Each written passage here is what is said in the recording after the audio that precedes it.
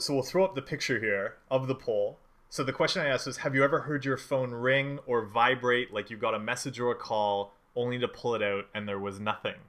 And so that very, very unscientific Twitter poll had 65 votes. So 92% said yes, 8% said no. So this is a question actually. So researchers, there's been a bunch of different studies on this. So I'll post some of the study links under the description on YouTube. Like 92 actually isn't an absurdly high number.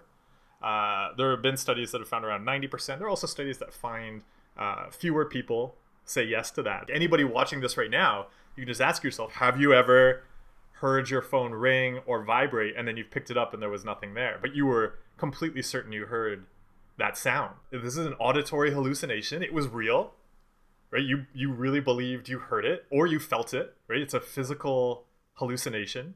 And I often bring up this point and this research when I'm doing talks, because it's one of those ways that we often think of experiencing things that aren't real as this, like, that means you're sick. But the reality is most people experience these things, and they don't see through it. Right? Most people don't recognize that this is a hallucination, a delusion, and then they react to it. And so I always bring it up because I think it's a really useful way to understand the work that people are doing to take care of their mental health, because you have to see through something that you believe is real. But then also it's so useful to see because you see how anybody's brain, so we say, like, some research shows 90% of people's brains have these experiences.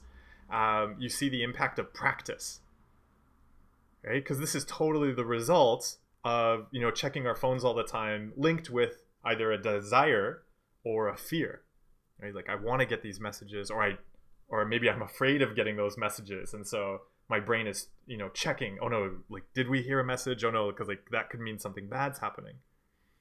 And you see this practice at work. So I think, yeah, it's so useful to question, what are we doing through our practices? It can go in either direction. You can experience something that's not really there. Or, this is also really important to keep in mind with our checking, you can experience, like, you fail to experience reality. So I'll explain what that means. Like, I used to check the stove all the time to make sure that it was off. And at first I would just kind of check the knobs and I would wiggle them. And so over time though, I guess at first I would look. Often I would just look in the kitchen, see, oh, it's off. Okay, I can go. And then I would question whether it was really off. So I would wiggle the knobs, and then that progressed to wiggling the knobs and touching the elements to make sure they were hot. And then that progressed to, looking, touching the knobs, touching the elements, and then standing there, because I couldn't be certain that the stove was off. And that's a natural progression we see with checking compulsions, is because you're basically telling your brain, like, don't believe reality. I can see that it's off, but now I'm going to touch it to make sure it's off. And then I can see it's off and I can feel it's off, but now I'm going to, touch it even more. And we keep sending these messages to our brain, like, don't believe your senses, don't believe your senses, and eventually we can't. And we see this, so on that extreme end, then we start to label that as a mental illness. But we see it in all sorts of things, like when people experience depersonalization or dissociation. That comes from, again, constantly checking to make sure you're real, or like derealization just about the world, like that the world is real. The more we check, the less we're able to believe it. We see it in relationships when people have relationship anxiety. They're checking all the time to make sure they feel this is right, and then they can't feel it. And with health anxiety too. That's what I'd throw out to anybody out there, to really question, like, how are your practices affecting your perception of reality?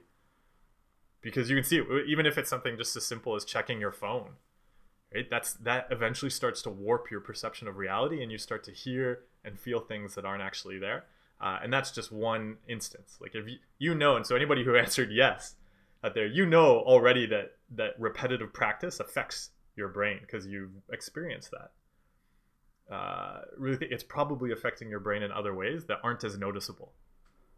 Okay? Because think the phone is easy. We hear the sound and we pick up the phone and then we're like, oh, why didn't I get a message? I thought I got one. But then in other scenarios, maybe we believe something that's not really there, so we avoid things. right? Like think about anxiety, like we've talked about before. We feel anxious, we're like, oh, this is bad, I shouldn't go and do this thing, and then we avoid it.